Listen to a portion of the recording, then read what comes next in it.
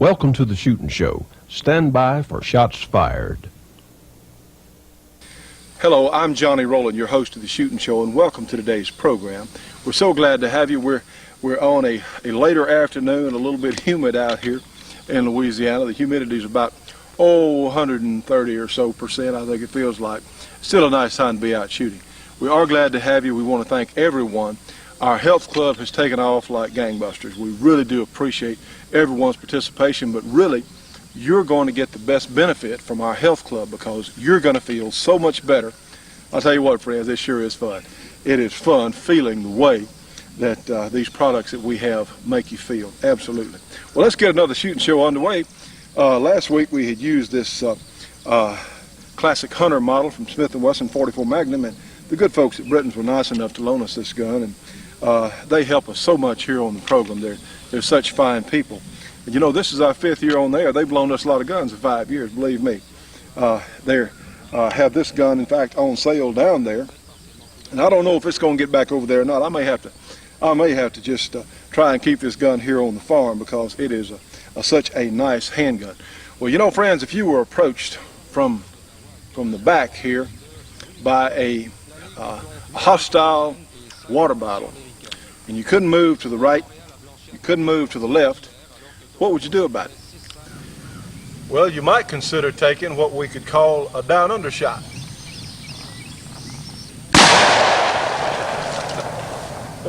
What we do for an intro, right? Now, friends, we're looking at a gun today that is called the Classic Hunter. In fact, it doesn't say that anywhere on it, but I had one of these guns 5 or 6 years ago and liked it a lot. Let it get away in a trade some time back. But this is a 629 Classic Hunter, and what distinguishes it from, say, the standard end frame, which the large frame Smith & Wessons are called end frames, it has a non-fluted cylinder, which means the cylinder is straight. It has a flat-sided, or there are no machinings there in the cylinder to lighten it. It also has a full underlug barrel. Now then, I have said this is a transitional model for Smith & Wesson because, you know, a few years ago, a lot of people were taking their Smith & Wesson 44 Magnums and were shooting silhouette targets with the Model 29s. And what was happening, and realized that the Model 29 dates from a much older designed gun. It was as a 44 and 45 ACP, the end frames way back before World War I, certainly, or just after 1900, I believe. But when the 44 Magnum cartridge came along, it was a huge advancement. Now, they did do some special heat treating. They did do some things for Elmer Keith's first 44 Magnum that certainly made the guns hold up certainly very well. But they didn't envision, say, a silhouette shooter who would take a 44 Magnum and fire thousands of rounds per year, literally. And a lot of those rounds were 44 Magnum loads absolutely to the max. So what was happening, the Model 29s with the slim barrels, the standard gun they'd made all those years, they had accelerated wear. They would loosen up, the cylinder would develop some end shake, a lot of things would happen. Now, the guns were still serviceable, but they really took quite a pounding.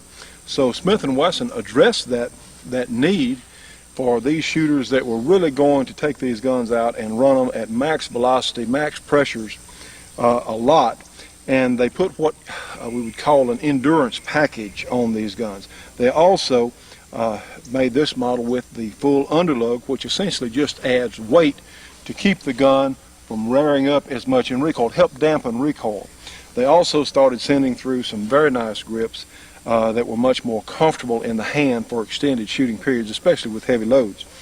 This was a model that I think was more an experiment than anything else to see how it would be received, and the 629 Classic series, or the Model 29 Classic series, essentially came from this gun, if my information is correct. And that's what we saw. We saw the standard Model 29, then we saw these guns that hit the stores, and then later on we saw the Classic model. And the Classic model has a round grip frame on it, rather than the square grip frame such as this Classic Hunter does. The 629 Classics now also have fluted cylinders that look like what we've been used to seeing, so they didn't keep that particular, and probably it doesn't make the cylinder any stronger, adds a little bit of extra weight. So I really don't see the point in it myself. When we were talking about the Wesson people about making the 41 Magnum for us, they came with a non-fluted cylinder at first, the very first prototype, and I personally said, no, I don't think we really need it. I think the weight in the cylinder itself is just not necessary. So certainly these guns have extremely fine heat treat on all parts, and they are quite a bit more rugged than the other, the first standard Model 29s. So we'll take a closer look in just a moment.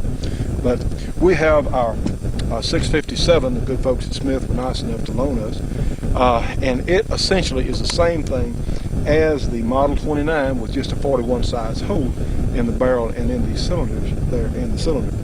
But this will give you an idea of just what the differences are in these two guns. They have the same grip, they have the same barrel length, but certainly just one is in 44 Magnum with the other changes. Now this is the first time that I saw on Smith & Wesson handguns they lengthened the bolt cut here quite a bit over what it originally was, because what would have happened under the recoil that some of these loads are capable of creating. See, the bolt here has a little spring under it that keeps the cylinder locked in place when the gun is in battery there. And what happened was on some of the older model guns, if that spring was a little bit weak, well, literally upon firing, the cylinder would unlatch and turn back one hole. So it used to be what we call Magnum float, and years ago when everybody had those guns, we all pretty much knew what that was. What would happen, the cylinder would actually turn backwards, so your next round up would be on that same cartridge you had just fired. So Smith & Wesson addressed that by making the bolt cut a little bit longer, so under setback, or when the cylinder set back ever how slightly, it didn't thump that the bolt out of the way there and let that cylinder turn. So these do have a number of improvements, or shall we say modifications, because the old 29s, I still like them. They're good guns. If you don't beat them to death, they're good guns. El McKeith said, I believe one time, that he shot his about 600 rounds in one year. Well, heck, you'll have a silhouette shooter that may shoot that many on a weekend, you know, so, or sometimes more than that for the really enthusiasts out there. But this is a very nicely made gun. Smith & Wesson, by and large, and of course they're just people too, and occasionally we'll see something that has to be fixed on a Smith & Wesson, but by and large, their quality control, what we're seeing now, is pretty darn good. And this gun is certainly no exception.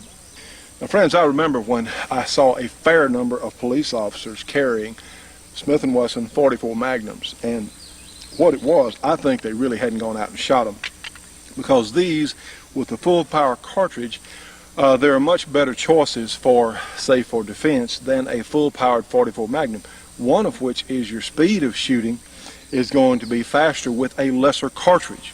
And certainly a full-powered 44 Magnum has tremendous penetration capabilities, whether you're shooting a hard-cast lead bullet or you're shooting one of the jacketed hollow points. The penetration is darn near rifle-like, say in the 30-30 rifle class. A lot of people feel like a reasonable length barrel 44 Magnum handgun is equal as far as hunting ability to, say, a 30-30 rifle. Now, you don't have the flatter trajectory, you don't have the range that you would on a 30-30 rifle, but a lot of people from actual field results certainly feel that way. You can hunt deer with this gun out 100 yards. It is certainly accurate enough to do it. We shot some groups with it earlier, and it would put 5 shots into, with these open sights from my hands, which is certainly average to just slightly above, into 1.5 inches, which I thought was really good accuracy for any unscoped revolver. With a scope on it, this revolver might really show you something. But I certainly think that is plenty accurate enough to hunt deer-sized game out to 100 yards. The problem is going to be with the shooter, you being able to see the points you want to hit, because, you know, on any game animal, you can't just shoot them anywhere. You got to hit them in a vital spot. Heck, you can shoot a deer with a 30-06 rifle, and if you don't hit them in the right spot, they can run a long, long way. In fact, you may never get him. But anyway, speaking of police earlier, a fair number of police officers carried these things for a while, and because they had seen Dirty Harry too. You know, they had seen the movie, and when Dirty Harry walks up to the fellow on the ground there and said, well, this is the most powerful handgun in the world you're about to get, you know, knocked out with, and it would be a serious knockout, believe me. A lot, you know, the police believe the movies too. They're no better than the rest of us out here. Sometimes they're worse about what they want to emulate. They see it on television. And you know what, we have to remind ourselves, in the movies and on TV, except for the old Tom Mix movies, you don't see them much anymore, they're shooting blanks. And those actors that react to those bullets hitting them, well, they're paid to do that. And heck, they may do anything. You can't tell. So it's actually the silliest thing that ever happened was for people to see a movie and believe something, certainly about firearms, because the movies are notorious for misinformation about firearms and shooting in general. One particular actor was quoted, or a while back, in a movie that most of you would be familiar with. He was talking about the Glock 7 that was made of porcelain that could go through airport x-ray machines. That's the silliest thing I ever heard of. One, there's not a Glock 7. Certainly no firearm named the Glock 7. They're not made of porcelain. And yes, the Glocks do stand out markedly on the airport security system. So it's just ridiculous about what Hollywood knows about firearms. So anyway, well, we have some full charge loads, 240 grain jacketed hollow points in this Hunter Classic. So let's get my hearing protection in good, because yes, it is loud. Let's take a look at it in recoil. My hands this afternoon. A little muzzle flash there, but the underlug does assist in dampening recoil somewhat. Yes, but these guns aren't that heavy, and yes, you do notice it. So, a little muzzle flash.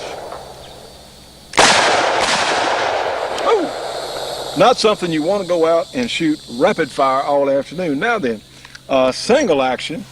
Put us one more bullet in here. Single action is really not that bad.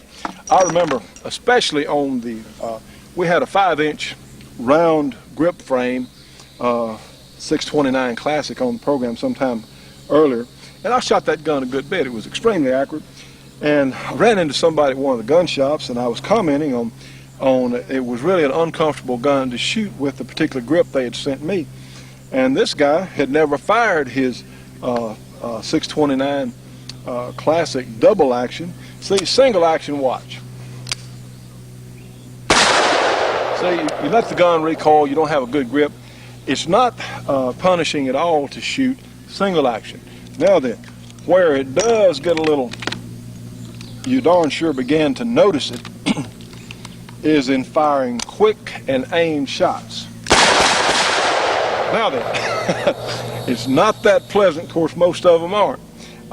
The Wesson, the Dan Wesson 44 Magnums are, of course, they're heavier. They have a different arrangement here on the grip, are much more comfortable to shoot, probably than any Magnum handgun that I'm aware of. But the Smith & Wessons are really nice packages. This certainly works for them. And again, this gun is, even with the underlug barrel, is not that heavy. Well, let's take a look. We have our 41 Magnum here, and as I've said many times on the program, and yes, I am promoting the 41 Magnum cartridge because I think it is vastly overlooked. We have a 210 grain jacketed hollow point in the 41, and equivalency loading. So watch it in my hands. See, not nearly as much recoil, even without the underlug barrel. Not nearly as much upchuck there on the muzzle. We're looking at 700 or 800 or so, 900 probably with this load of muzzle, foot-pounds of muzzle energy versus 100 or so, probably 10-15% more muzzle energy with the 44 Magnum, but the 41s are just a whole bunch easier to shoot. So, yes, I was out of cartridges. So, anyway, let's take a closer look and compare the Hunter Classic to a standard end frame. The Shootin' Show will be right back after this break for your local cable company or TV station.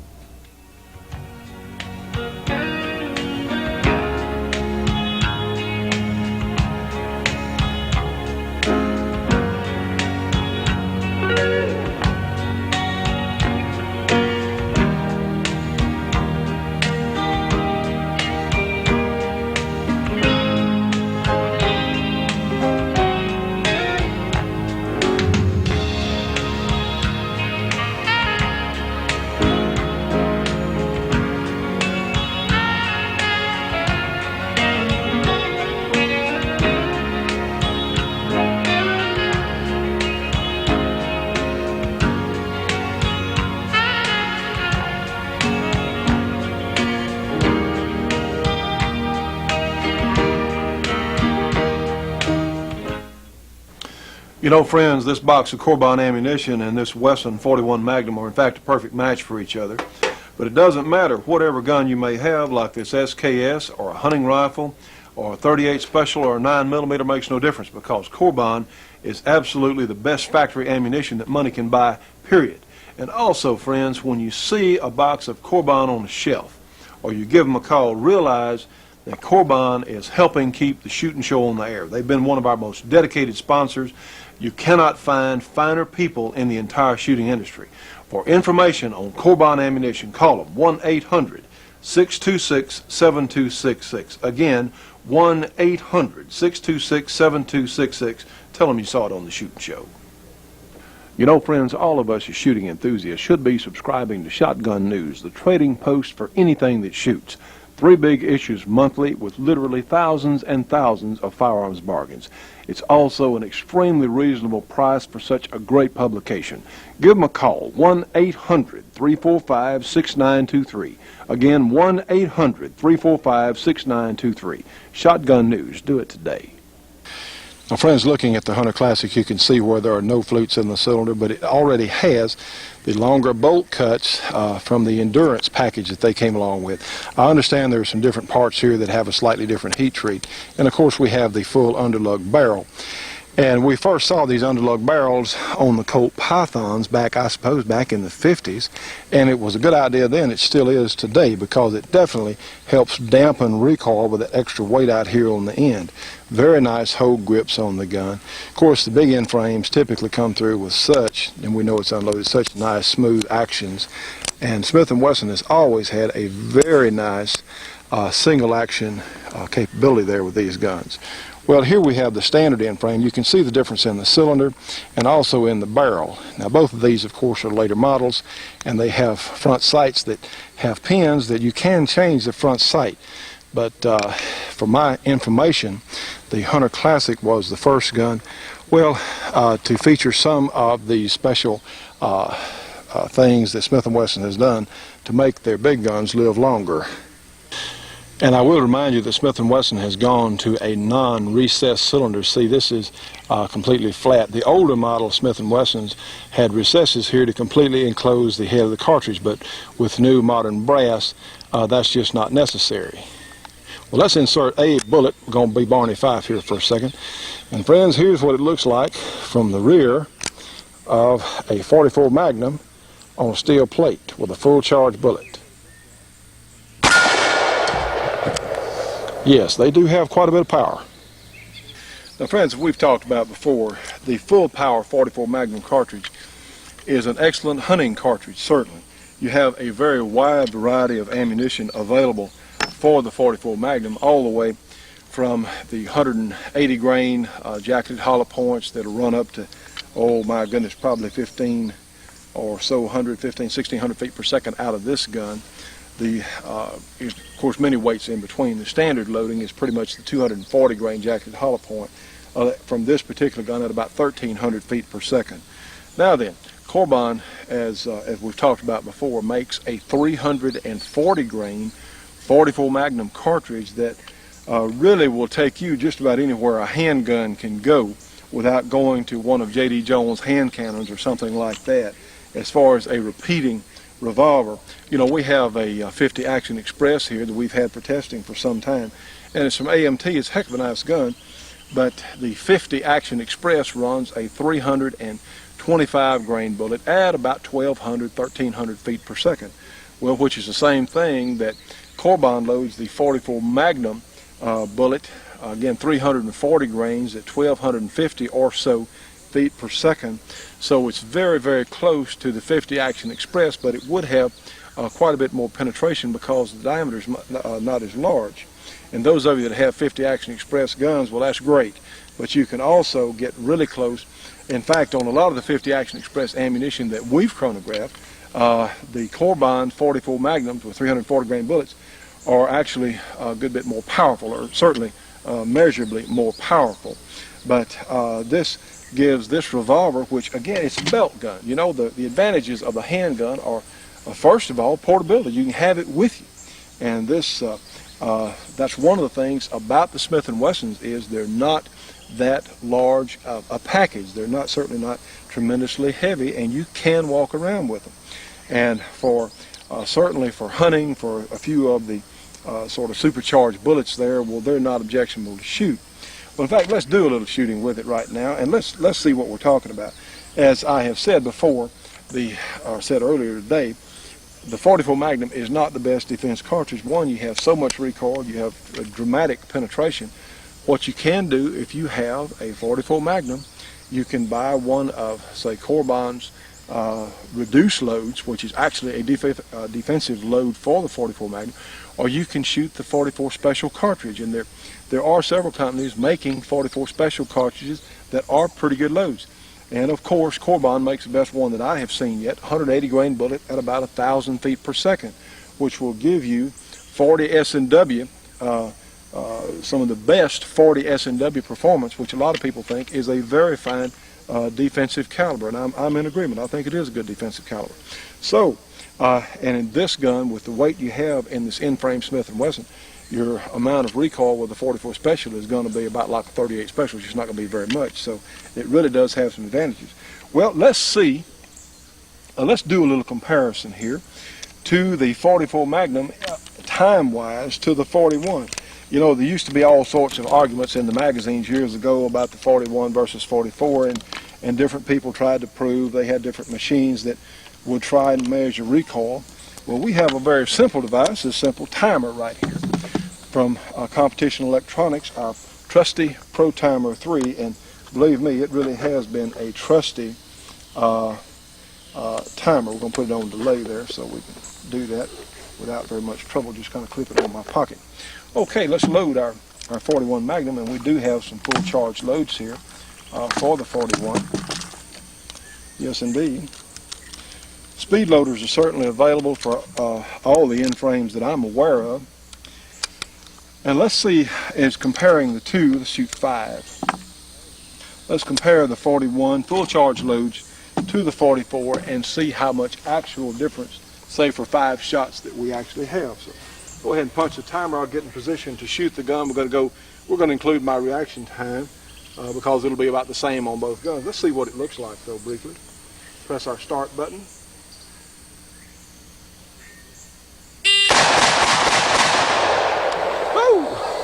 As you can see, the muzzle blast is pretty severe.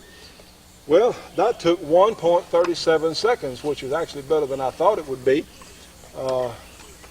So get our target holder put back in place. Here we go. And we have, let's take a look at that group. All right, friends, we have a roughly 4-inch group here. Of course, I was rapid firing for 5 shots in 1.37 seconds, which is actually not so bad, but you can see I was having difficulty controlling it. And just for fun, since we're here, let's take our 41 Magnum, and I'm always saying how much easier they are to shoot, and they are quite a bit easier to shoot. And we have 5 full charge loads in it, and let's just see the difference of the full charge 44 versus the full charge 41. Go ahead and punch our timer, get in position.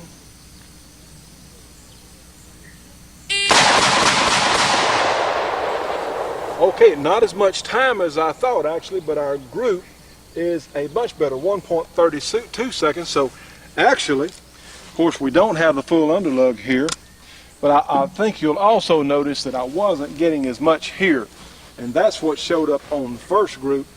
Now then, friends, you can see this is less than half the size for the full charge 41, so it was much more controllable, even though my time wasn't that much better than the 44.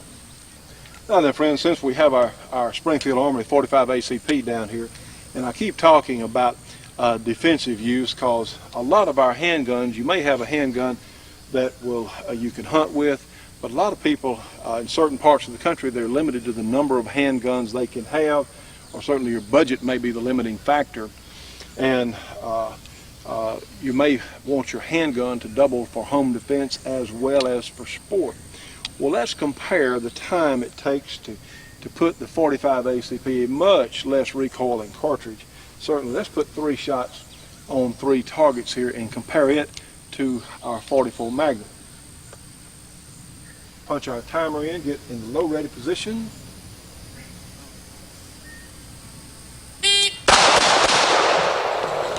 Okay, 1.08 seconds and we have all good hits. And again, you just don't have the recoil with the 45 ACP. Yes, our gun is empty. Now then,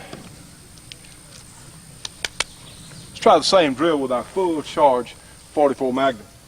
Remember, 1.08 seconds, so not much over a second, including my reaction time. Okay.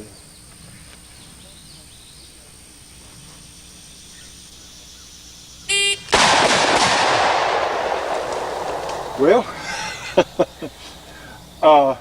actually, it wasn't so bad, 1.15, so heck, just about. Now, if that string had been longer, if it had been 5 or 6 shots, something like that, it would certainly, the difference would have came up. But in three shots, we had heck, about 700s, which is better than I thought it would be, actually. But the point of what I'm saying is, you have too much recoil to accurately rapid fire one of these 44 Magnums with full power ammunition.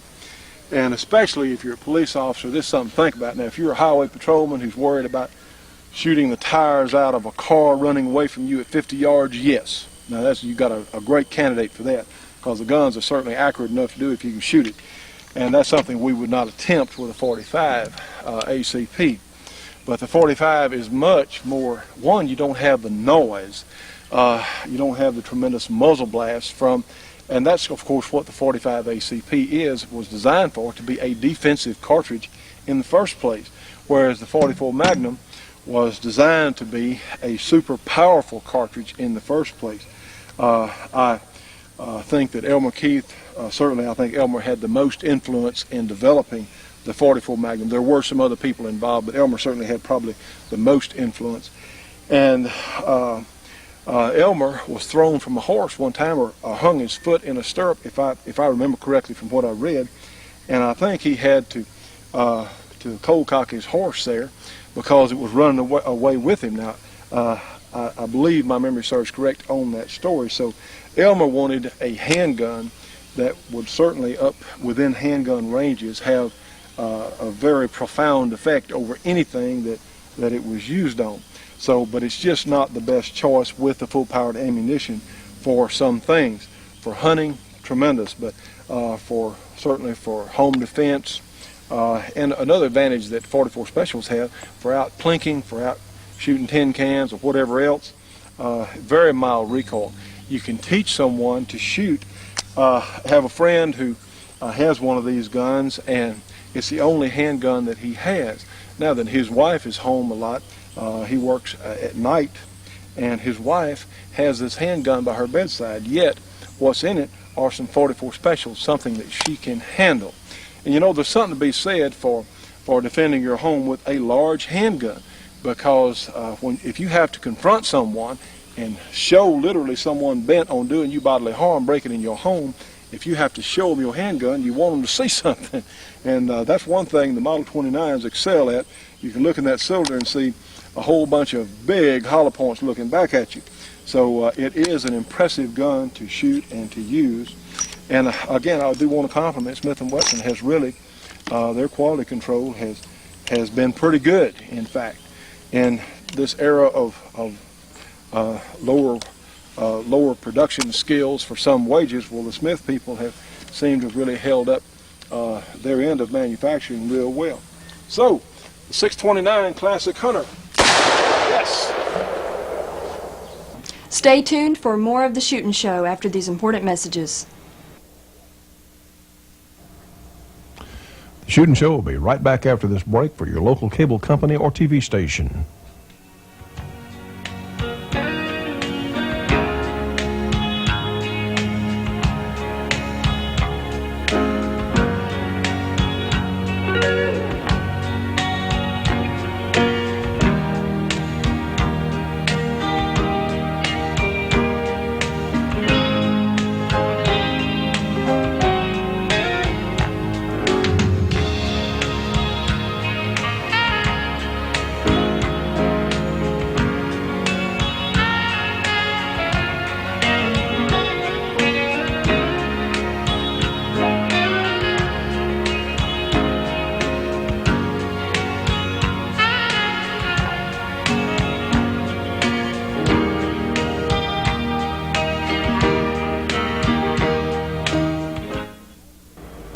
More and more often, women are faced with protecting themselves and their homes.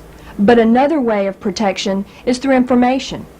And we at the Shootin' Show believe that the New American Magazine has the best information that you can possibly get. You can get the New American by calling 1-800-727-TRUE. And those numbers, of course, are 1-800-727-8783. The New American, $22 for a 6-month subscription. It comes twice a month. Friends, you need this magazine if you want to know what's going on. And in times like this, we need both of these. We need our guns, and we darn sure need our information. And now, with your new subscription of the New American Magazine, you get a free April 3rd, 1995 edition featuring Coming Your Way, the United Nations, global government, and you. So order now. Friends, you know, one of the most important things that we've brought to you here on this program is, in fact, the Shootin' Show Health Club. You know, for this rifle to perform at its absolute best, or any firearm, you have to give it the best ammunition possible.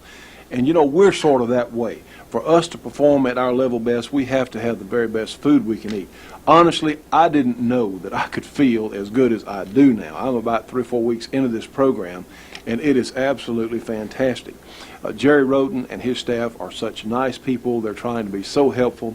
And friends, this is a favor you can do for yourself. You can also help the program by this product doing well. It certainly helps our program, but most of all, it's going to help you. You can feel so much better. Please give us a call and let us help you. In fact, this is one of the greatest things I have ever come across. It is so much fun living. Everything looks different if you feel so much better. Friends, for information on the Shootin' Show Health Club, give us a call, 1-800-895-7916. Leave your phone number, your address. We'll have someone get back to you immediately. Again, the Shootin' Show Health Club, 1-800-895-7916. Friends, let's do it today. Well, friends, we hope you're enjoying this week's program. We're certainly enjoying bringing it to you. The judge here has some information. Let me add something here. If you can, vote for my esteemed colleague here for the board of the NRA. And friends, you want to make a difference in the NRA's effectiveness. Well, please, if you can vote, please put down Leroy Scott, 2620 Centenary, Shreveport, Louisiana, and his zip code is 71104. And we would appreciate that very much, because this man can and in fact will make a difference in the NRA's effectiveness. It will be much more effective if we can possibly get him on board. So anyway, sir, I think you have some news for us this week. We had a little lick here in Louisiana that we don't appreciate. Well, I have a little bit. We've got a picture here in the paper today of our esteemed governor. And you use the term esteemed rather loosely, I think. Vetoing the statewide concealed weapons bill. Apparently he doesn't trust the state police. The state police were going to have to issue it. Yeah. One of the co-sponsors of the legislation is Representative Roy Brunn from Shreveport, and he says that he's going to vote in favor of a special session to override the veto, and that they're not going to let this thing drop. But of course, that's difficult to do. there's only been one gubernatorial veto in all the history of Louisiana that's been overridden. Well, That was maybe against a former governor named Roma, who incidentally is running for governor again. Well, which doesn't say a whole heck of a lot for our population here. This is another example of a politician going against the wishes of the general population. Now, this man is not going to run again.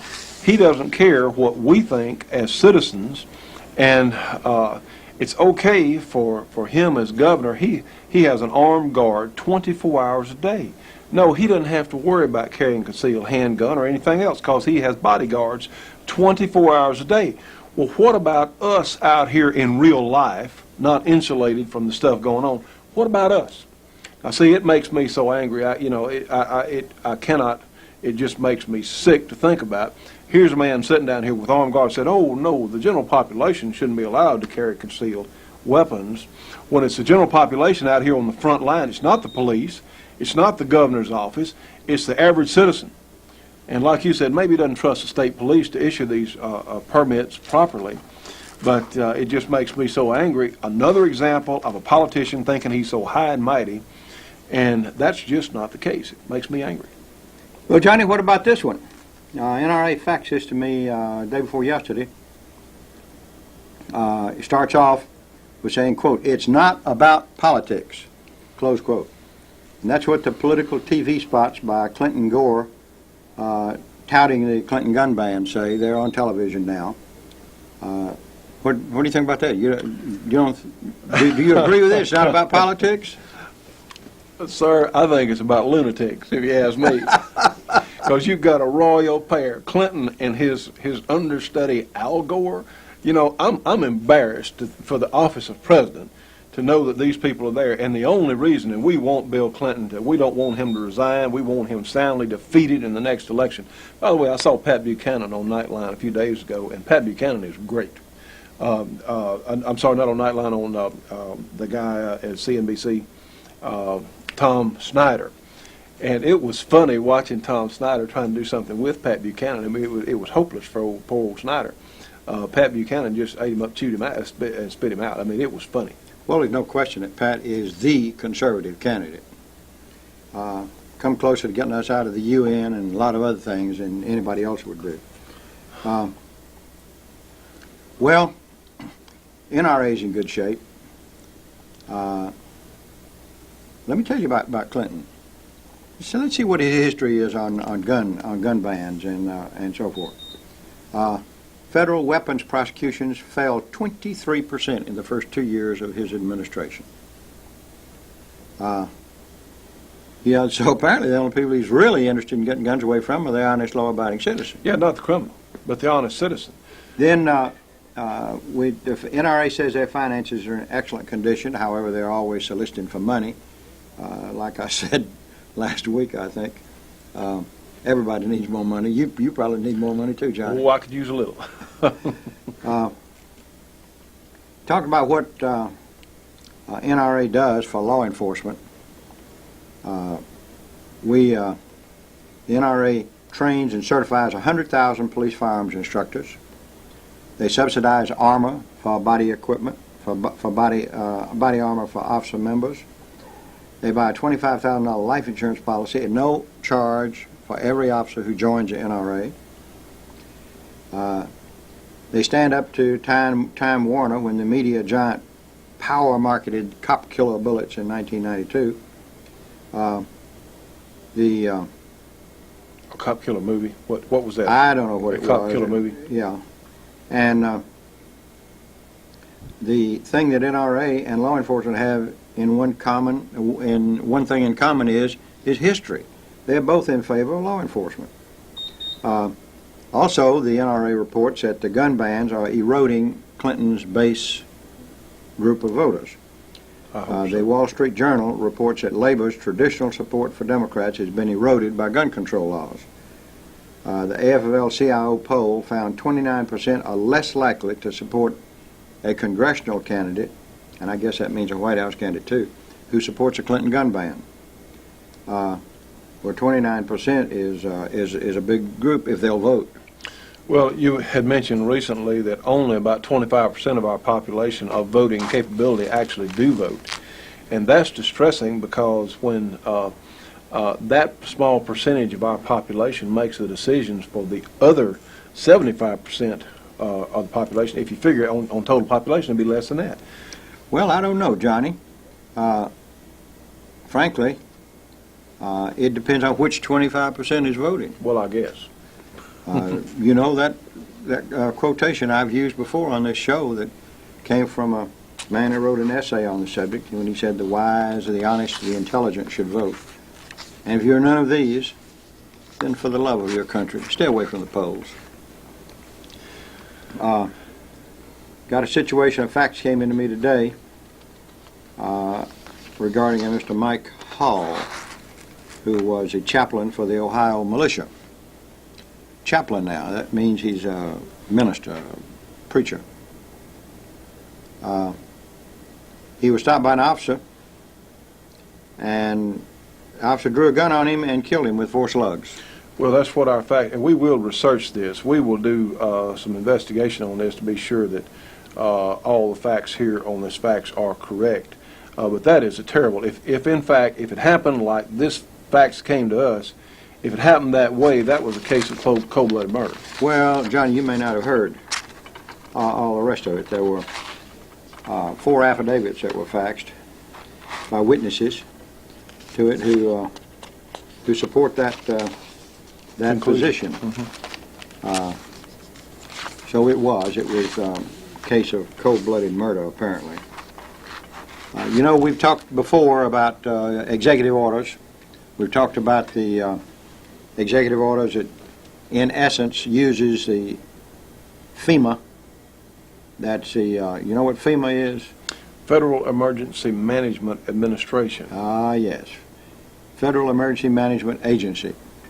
And they are slated to take overall control of everything in the event of any national emergency, and that includes one that doesn't exist but is declared to be.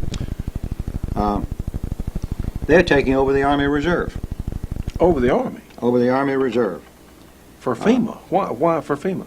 FEMA's, originally they were only helpful in hurricanes and things like this, but of course this is what is so frightening, is they may have much broader and wider ranging powers, as you're saying now. Go ahead.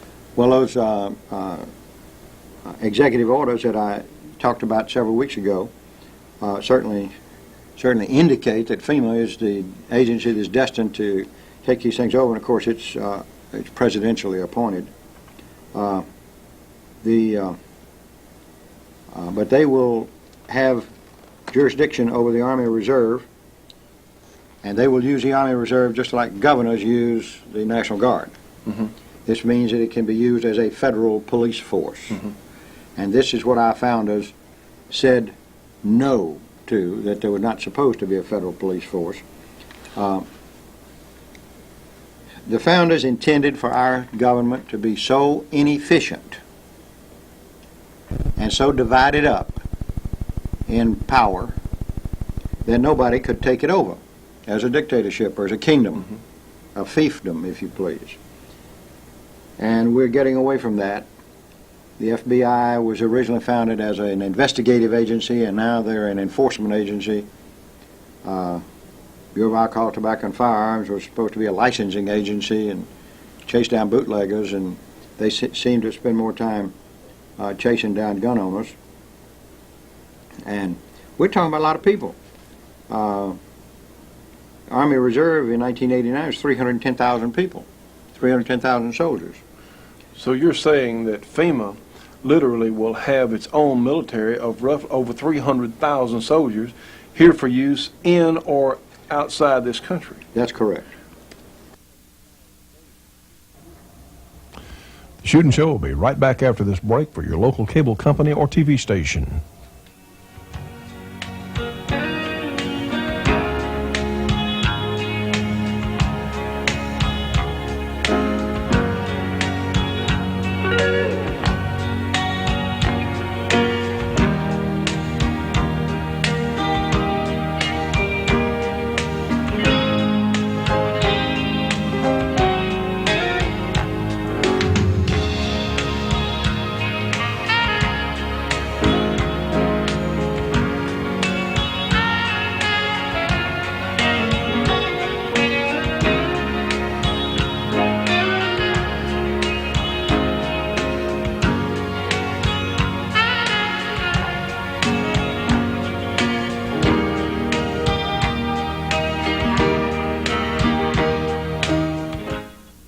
that is really frightening. In fact, it's not written down or intended anywhere in our government baseline that, see, so many things like this are starting to happen. All these government agencies are reaching far beyond their original intent for power.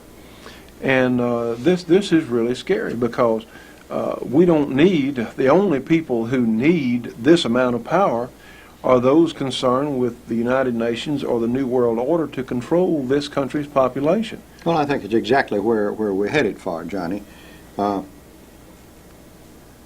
You heard me speak before the last elections 6 months ago now,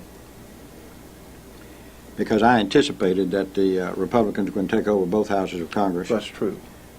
Unfortunately, there are a great many of those Republicans still members of the Trilateral Commission and the Council on Foreign Relations. Council on Foreign Relations and the Bilderbergers and so forth. Those probably need to be gotten rid of too. But the thing I was worried about and the thing I expressed fear about was that Clinton would declare a national emergency and would thereby be able to cancel the elections. They didn't anticipate that they were going to lose those elections that way. Right. And so consequently, that wasn't done. Maybe it couldn't have been done. I don't know. It might be done. I very definitely fear it before the next election, before the presidential election. And putting FEMA in charge of the Army Reserve appears to me, at least, to be a step in that direction. Well, it is certainly really a scary thought that FEMA would be in charge of the Army Reserve with that many forces. And people, someone out there say, well, Americans wouldn't blatantly fire or mistreat other Americans, but a certain percentage of them would. A certain percentage of them would, Johnny. They, incidentally, I don't have it here with me, but I did get a fax or an article or something. I've forgotten how I got that information now, about that poll that was taken out of the Marines at some California base, and when they had some large percentage of relatively new enlistees that said yes, they would fire on American citizens if necessary to take their arms. I got some additional information on that the other day, and the regulars, the ones that had been there for a long time, were adamant about this. And they said no, they would not fire on American citizens. They were there to protect the rights of all Americans, and the right to keep and bear arms was one of those rights, and they wouldn't even think about firing on American citizens or invading their homes and taking their taking their property. You know, that's interesting. I was in the Navy for 26 years, not all on active duty, only 3 years on active duty. The rest of the time I was in the reserve. The one thing the military teaches is patriotism. They always have, and they should. Marines particularly. I've seen some of their results. I was appalled at a seminar I went to some years ago, a long time ago now, where the topic, it was a national security seminar, and the topic that was brought up, the question was brought up, how many cities would we be willing to see incinerated before we retaliated? You're talking about with nuclear, With nuclear weapons. How many cities would we give up as a nation before we shot back? That's right. I went through the overhead. That's a Navy term, overhead. I went through the ceiling. I just raised all manner of this was an actual government military seminar asking that question? That's right. You were there. You saw it. I was there. I was there, and that was a question raised. And I retaliated with just outraged indignation. I don't think we ought to lose a single city. I don't think that when we have proof positive that missiles are incoming to this country, that we shouldn't go ahead and launch. Of course, the truth of the matter is that today, with the nuclear-powered submarines and the Trident missile and multiple independent targetable warheads and the explosive capacity. You've got on one submarine, more explosive capacity than has been exploded in all of the wars in all of history. Well, and those submarines are relatively invulnerable. mm-hmm. They are prowling deep in the oceans of the world, Mm-hmm. and it takes a long time to locate them. You can't just radar sweep the surface of the ocean. Right. I don't know, perhaps technology will come about at some time when it will be possible to detect them, but at least at the present time we appear to be on Relatively. on the upswing from that. I mean, on the top side of that. You know, Johnny, that was my branch of the service. Yes. And I was I found in the submarine force that we had a very high level of patriotism and love for this nation. The fact is that that's hazardous duty, and only volunteers are accepted, and then only after they've been screened and psychoanalyzed and so forth. But they are a very patriotic group, and I don't think they would have volunteered for hazardous duty had they not been. Mm-hmm. Sure. I'll bet you this. I'll bet you that you take the ultra-hazardous duty people like the SEALs Mm-hmm. and ask them that fool question, you won't get very much favorable response on what they do on firing on American citizens. Well, I sincerely hope not. And friends, as we keep saying, the other side, the people that want to disarm us, the people that want to rule our lives, the people that want to literally take over this country and turn it into a socialist workers' paradise, they're still there, and they're working 24 hours a day at their objective. They're not going to stop. Well, Johnny, you know, the most dangerous group are not the people out front. Sarah Brady is not dangerous. She's a joke, but the media builds them up. Mm-hmm. And that's the only side of the news that you hear. And therefore, this program is important because it brings you the other side. The response in the legislature to our concealed weapons carry provision was overwhelming. Absolutely. Overwhelming. It would pass the legislature by 90%, Senate and House. I say 90%. It may have been a few dissenters, but by and large, it was almost unanimous. And why? Why? Because in both the federal and the state constitutions, we have the right to be armed. We have the right to own and carry weapons. The only question is, can you carry them concealed? And in Louisiana, we can carry them concealed if this permit is issued to us by the sheriff of our parish, our county. The trouble is that a lot of us, like Shreveport, for example, is on the border, almost on the border. The river's the border, and Shreveport's a riverfront town. So you're breaking the law if you come over the boat. You just cross the river and you're That's breaking the right, law. if you're carrying it concealed. But now, fortunately, in Louisiana, in your glove compartment, or under the seat of your car, or even on the car with a newspaper over it or something like that, that's not concealed. Because the Constitution says concealed on the person. Now, if I can do that, and since the Constitution guarantees a right to bear arms, my question is, what does the governor mean when he says he wants to turn the state into, that this effort is to turn the state into an armed camp? We're already an armed camp. He's got 250 guns himself. That's what he said, and it's okay for him, though, because he's an elected official.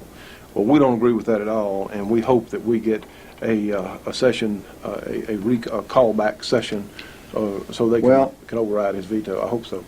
Now, friends, how would you like to have a boat that you could literally carry around in the trunk of your car? Well, that's possible now with the new briefcase boat. This has a tremendous amount of utility. You can stop on the side of the road and go duck hunting in a pond or in a small stream or a lake, whatever. You can even put a small trolling motor on it.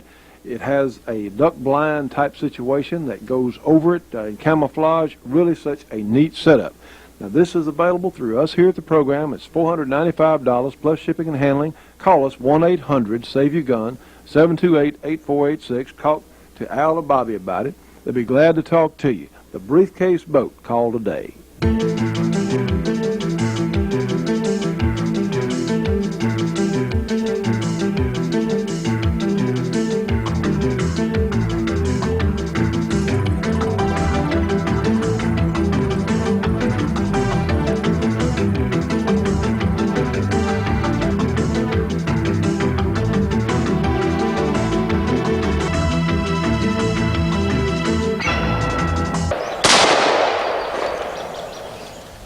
Well, it's empty. I've been down here shooting for a while. I tell you what, friends, I've only got this one magazine with me, but that's really not going to be a problem because with my C3 rapid loader, I can load this 30-round magazine in just a few seconds. So let's take a look at it. Now, friends, all you have to do is put bullets into the little plastic clips here, and then you get one loaded. This is what it looks like. Each clip will hold 30 rounds. Now, friends, this is your C3 rapid loader made of a very high-quality space-age material. Incidentally, these things do have a lifetime guarantee on them. So what you do, you take your magazine, just insert it into the bottom of the loader there, and of course have the plunger sticking out, and then all you have to do is insert the clip with the cartridges in place, see, and then you just push down, and see you've loaded 6 of the rounds, and just continue this until it's completely loaded. I tell you what, this is such a neat system. To see if the C3 system will fit your gun, call Bobby or Al at 1-800-SAVE-YOU-GUN. That's our 800 number, 1-800-728-8486. Now, friends, it's come to our attention that Four Corners Ammo Company has a lot of 223 and 308 processed brass. That means once fired, the primer pocket's reamed out. Very, very inexpensive reloadable brass. Those of you who are reloaders, give them a call, area 701-794-3747. Tell them you saw it on the Shootin' Show. Again, 701-794-3747. Tremendous prices on reloadable brass. If you would like to advertise on the Shootin' Show, you can call us at 1-800-SAVE-YOU-GUN. That's 1-800-728-8486. Our staff will be very happy to talk to you.